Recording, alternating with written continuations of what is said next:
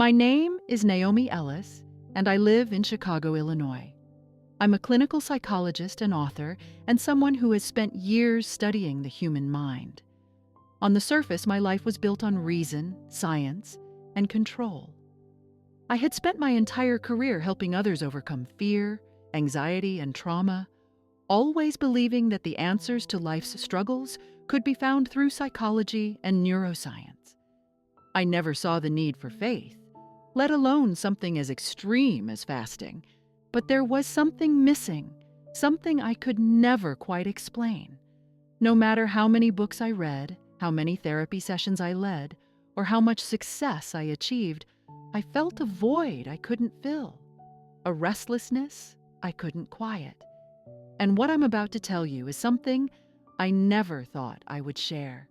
It's something that will change the way you see your body, your soul, and the unseen world around you. It all started as an experiment. I had read studies about how fasting could improve mental clarity and brain function, so I decided to push my body and test it myself. A 10-day water fast. No food, only water. I wanted to see the effects on my cognition, my emotional regulation, and my self-discipline. I thought it was all science, just another way to optimize the mind. But on the 6th night, something happened. Something that no medical journal, no neuroscientific research, and no psychological theory could have prepared me for. I remember lying in bed, my body weak, my mind foggy, my heart racing, and then everything went black. It felt like I was being pulled away, like something had reached inside of me and taken me somewhere else. No matter how much I tried to resist, I couldn't stop it. I was dying. And in that moment, as fear gripped me, I realized I wasn't afraid of death. I was afraid of what came after. And then I saw him, Jesus. He wasn't just a figure from religious stories. He wasn't just a man people prayed to. He was real, radiant, overwhelming. His presence was unlike anything I had ever felt. And when he looked at me, I knew. He saw everything. Not just my accomplishments, my knowledge, or my carefully constructed beliefs. He saw through me, my doubts, my arrogance, my hidden fears. Everything I had ignored for years was laid bare in his gaze. I expected comfort, reassurance, maybe even an explanation. But instead, he showed me something that changed everything. He revealed what fasting really does, how it isn't just about the body, or even the mind. How it is one of the most powerful spiritual weapons in existence. And then he showed me what happens when people ignore it. If you've ever questioned what fasting does to your soul, if you've ever wondered if spiritual struggles may be the cause of your daily struggles, if you've ever felt like something unseen is holding you back in your life, stay with me. What I'm about to share will change everything you thought you knew. Before we dive into this incredible journey, I want to encourage you to hit that like button, subscribe to the channel. Let's create a community where we can uplift and support each other on this journey of life. Trust me, you don't want to miss what's coming next. The battlefield stretched beyond anything my mind could comprehend. It was not of Earth, nor of any world I had ever known. It pulsed with an energy that wasn't just seen, it was felt. The air itself carried a weight, a tension so thick it pressed against my chest, though I had no true body to bear it. Everything was in motion, but this wasn't chaos, it was war. Blinding figures of light moved with an elegance and power that defied human understanding. They clashed with shadows that slithered and twisted, their forms never staying the same, as if they were not bound by shape or substance. Yet despite their shifting nature, I could feel their presence, malice, deception, hunger. I shuddered. What is this place? My voice trembled, barely more than a whisper. Beside me, Jesus stood still, his gaze sweeping across the endless expanse. He did not need to answer. I knew. This was not just a battlefield. This was the war behind the world, the one no one ever sees, yet everyone fights in. My stomach twisted. The weight of it settled deep in my bones. I had spent my life believing that power was tangible, measured by influence, by success, by the ability to shape one's own destiny. But here, in this place, I realized true power had never been in the hands of the people who thought they wielded it. I turned to Jesus, my mind spinning. Who are they fighting for? His expression was unreadable. Look closer. And so I did. And that was when I saw them. Women. They were scattered across the battlefield, some standing tall, others caught in something I couldn't quite name. Some radiated with a glow that repelled the darkness, wielding weapons I could not see, yet knew existed. Their strength wasn't in their posture, wasn't in their fists, it was in their presence. They held the line, unwavering, resisting the shadows that sought to consume everything. But then there were the others. I turned, my heart hammering against my ribs. The second group of women did not glow.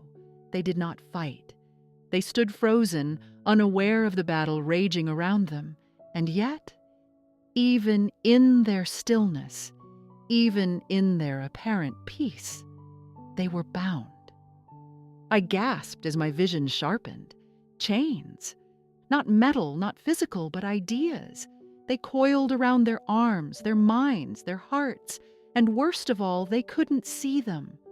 I took a step forward, then stopped.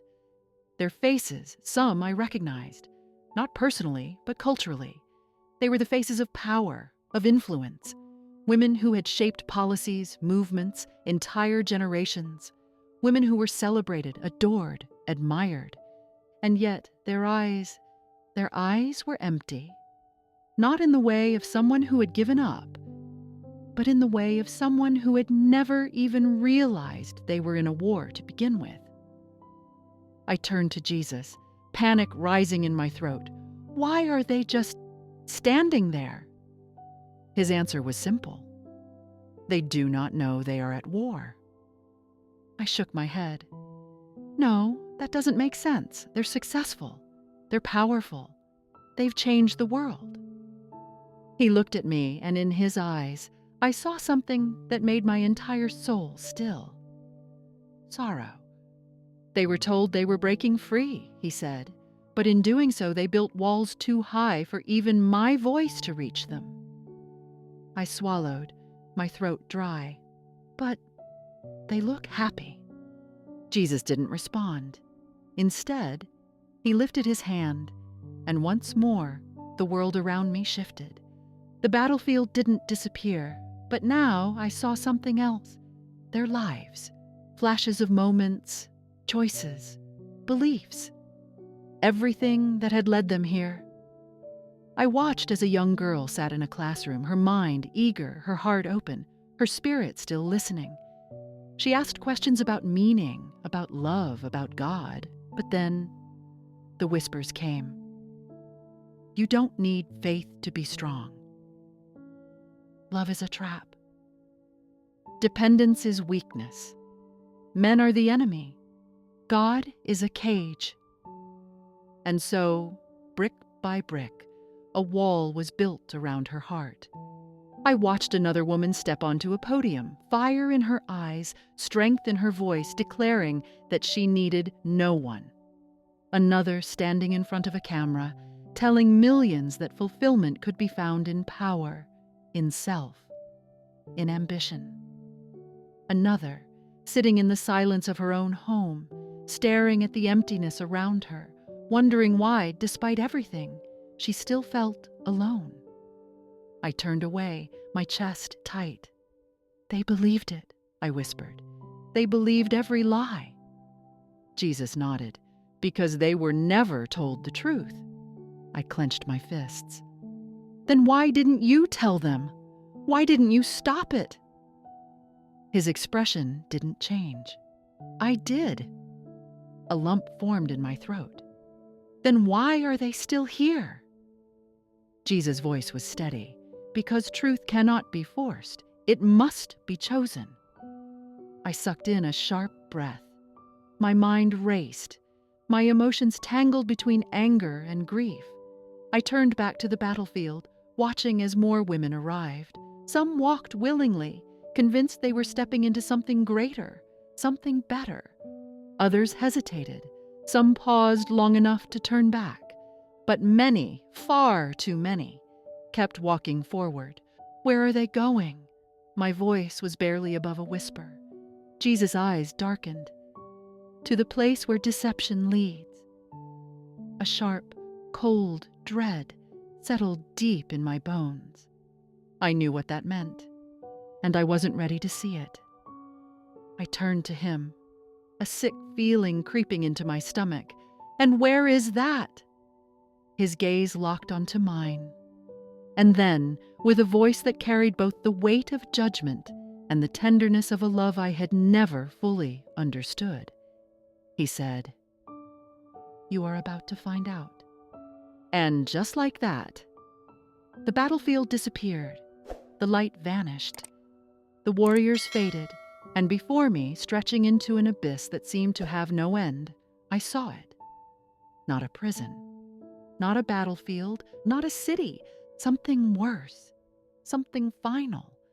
And I knew this was where the path led. This was where the war ended. But for who? I wasn't sure. All I knew was that I was not ready for what came next. The battlefield was gone. The warriors, the light, even the darkness I had come to fear, vanished. And now, before me, lay something far worse. A city. At first, it looked beautiful. Towering buildings stretched into the sky, their sleek silver surfaces reflecting a dim, unnatural glow. The streets pulsed with movement, people, mostly women, walking with purpose. They carried themselves with an air of confidence, their expressions poised, their attire pristine. It was the kind of place I had admired in life, a city built on ambition, on success, on power. But something was wrong, terribly wrong. I turned to Jesus, a weight settling in my chest. What is this place? His gaze remained fixed on the city. This is the end of the path they chose. My breath hitched.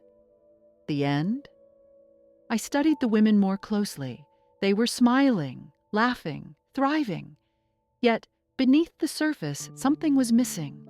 Their eyes, their laughter, their movements, all mechanical. It was as if their joy had been rehearsed, their conversations scripted. No warmth, no depth, no soul. A cold shudder ran down my spine. They don't even realize.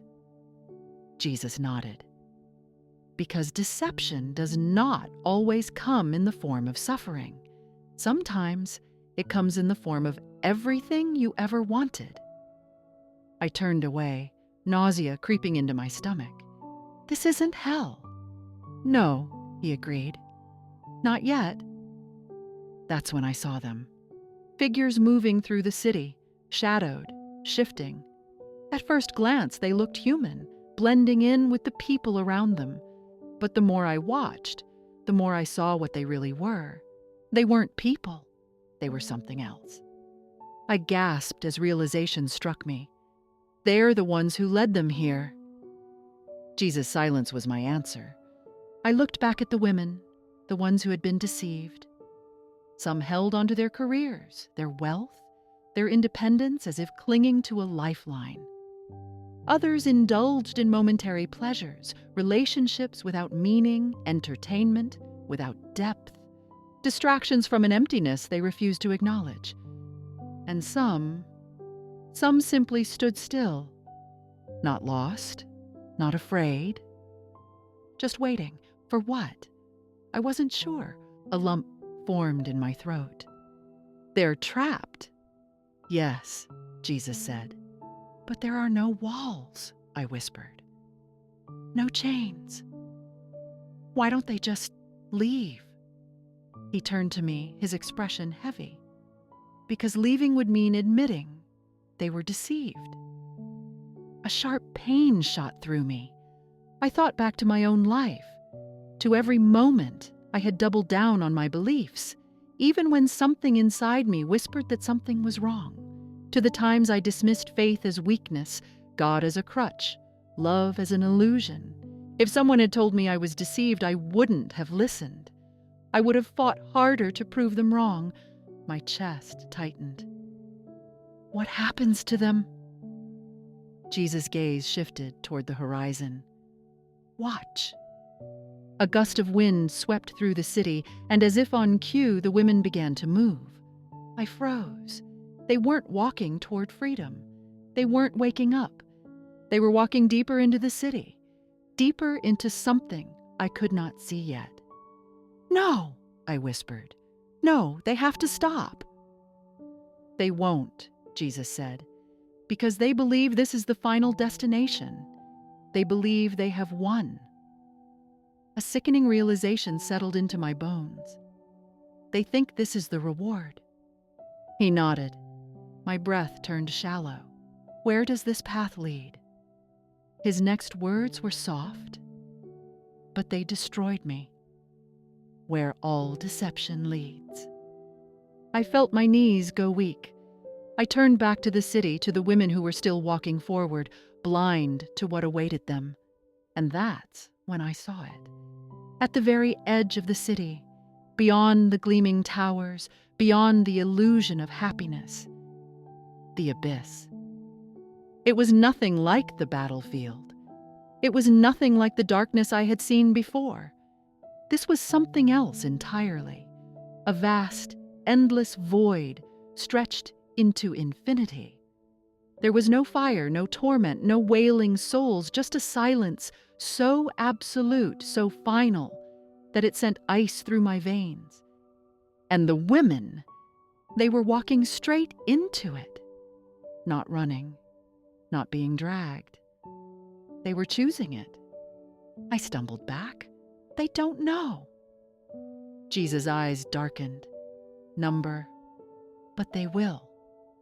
I turned back to the abyss, horror tightening its grip on my throat. I wanted to scream, to stop them, to tell them that everything they had fought for, everything they had believed in, had led them here. But my voice was gone. I could only watch. One by one, they stepped forward. And one by one, they vanished. No sound, no struggle, just gone. I clamped a hand over my mouth, bile rising in my throat. This isn't real. This can't be real. Jesus remained silent. I turned to him, desperate. How do they not feel it? How do they not see? He met my gaze, and in his eyes I saw something deeper than sorrow. Regret. They were warned, he said. I inhaled sharply. By who? And then the world shifted. The city faded. The abyss dissolved.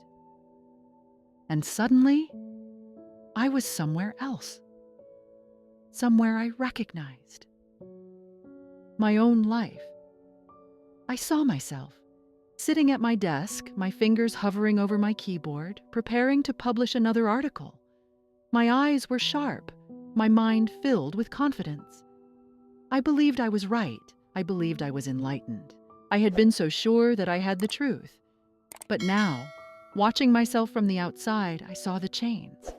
I saw the whispers. I saw how close I had been to stepping into the abyss myself. Tears burned my eyes. This wasn't just about them. It had never been just about them. I had been one of them.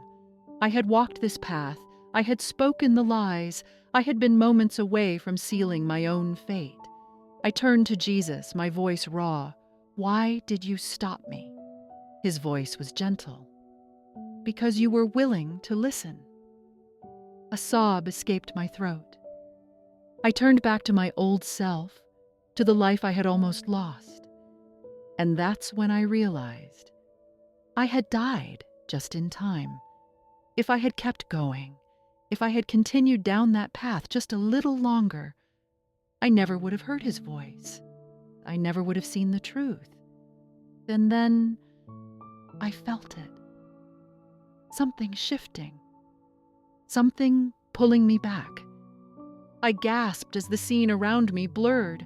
My body felt heavy, as if something was dragging me away from this place. I wasn't done. I wasn't ready.